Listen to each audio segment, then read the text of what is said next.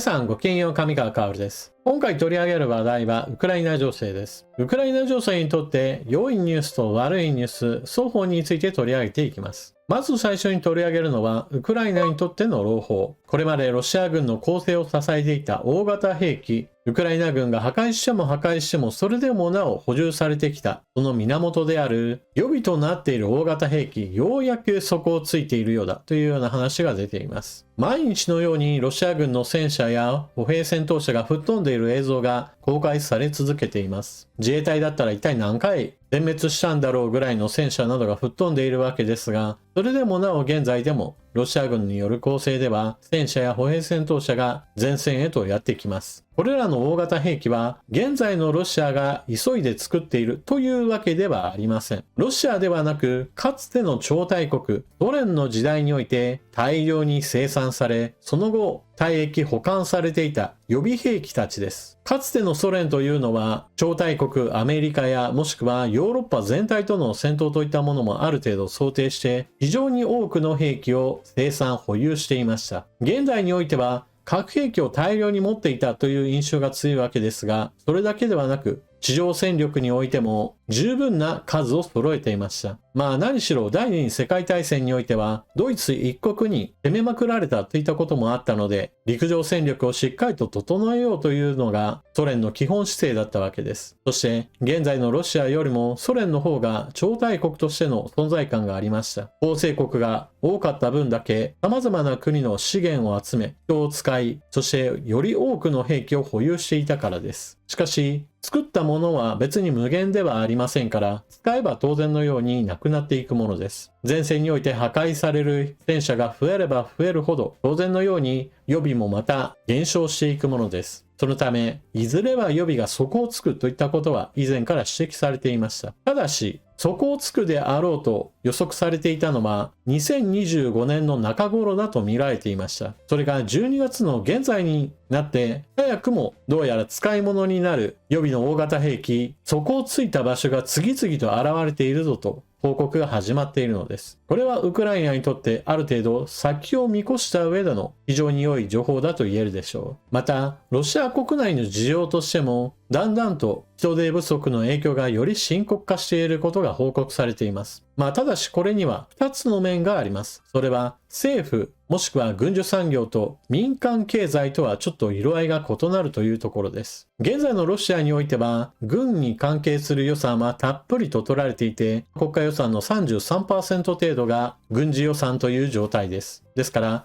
軍隊や軍需産業に対してはしっかりと予算が割り当てられているのですが、その煽りを受けているのが民間経済の方です。働き世代の人たちは軍へとどんどんと引っ張られていきますし、軍へと行きたくないという人でも軍需産業が今生産に全力を尽くしているところですから、そこにもまた働き手を取られてしまいます。人手不足が加速すれば、新しく人を雇うためのコストもどんどんと上がっていきます。しかも現在では、ロシアの中央銀行は政策金利を 20% 以上という非常に高い金利をつけていますから、お金の流れとしてもそんなに潤沢にお金を融通できるわけではありません。低金利であれば、多くのお金を引っ張ってきて、そのお金を使うといったこともやりやすいわけですが、高い金利ではそんなに借金して会社を回すといったことも現実的ではありません。軍事に偏りすぎた経済というのは必ずしも持続性がなく、あくまでも今だけの間だけカンフル剤を打ち続けて何とかしているだけの話です。ですから、いかにして苦しい時を耐え抜くかといったことも重要なわけです。以前お話をしましたが、ベトナム戦争の時の北ベトナム軍のように猛烈に攻撃を受け、大きな被害を受けつつも最終的な勝利を得たのは北ベトナムでした。この時北ベトナムが相手にしていたのはアメリカ軍なわけですが、世界最強の軍隊と戦っていたわけです。ウクライナにしてみれば国力10倍の相手と戦って今なお持ちこたえているわけですから、そのような苦しみの中で耐え抜いても最終的な勝利を得るような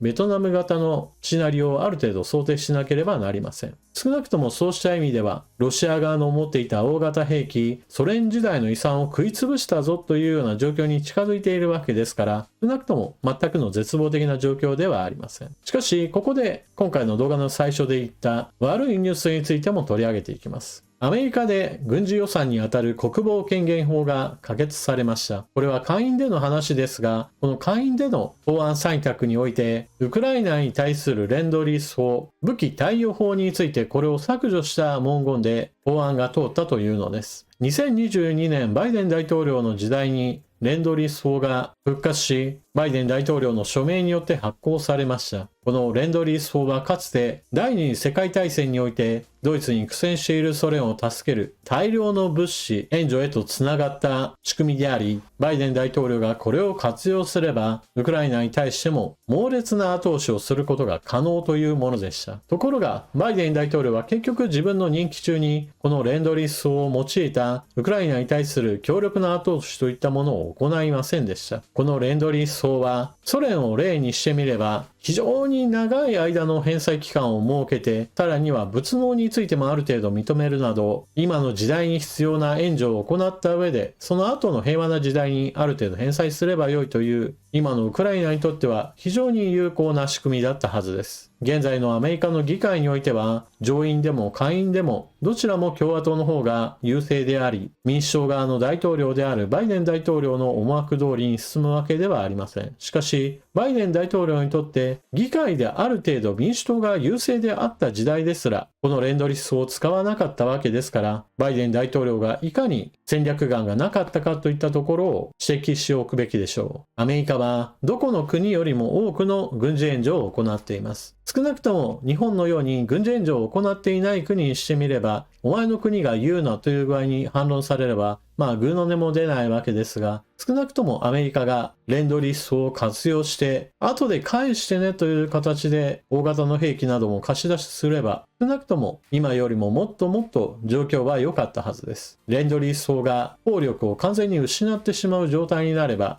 そもそもウクライナ支援に後ろ向きであるトランプ政権が発足すれば、全くこのレンドリス法の活用については可能性がなくなってしまいました。なお、ウクライナ自身は G7 各国からのロシアの凍結資産をもとにした融資によって金銭的にもある程度支えられ、また現在決まっている軍事援助の総量から考えて2025年の半ばまでは十分戦えるといった話をしています。しかしそれは逆に言えば、それから先以降については非常に危険な状態であることを示していますから、トランプ政権発足後の状況というのは非常に不安です。ロシア側の大型兵器がようやくそこが見えてきたという状況なので、戦いが長引けば十分に耐えうるといったような状況が生まれるにもかかわらず、ウクライナへの支援が大幅に減るようなことになれば、せっかくのこのチャンスを生かすことができなくなるかもしれないというのは非常に残念なことです。せめて年明けすぐにでも始まるであろうドイツの総選挙において、ウクライナ支援に前向きな政権が生まれることをちょっと期待するしかないかもしれません。というわけで今回の動画はここまで。ウクライナに対する朗報と悪いニュース、その双方について取り上げました。ロシア軍を支えているソ連時代の遺産については、ようやくそこが見え始めました。一方でウクライナの方には、殿下の宝刀とも言えるような、しかし結局使われることのなかったレンドリース法、残念ながらアメリカにおいては完全に失効してしまう状況になってしまいました。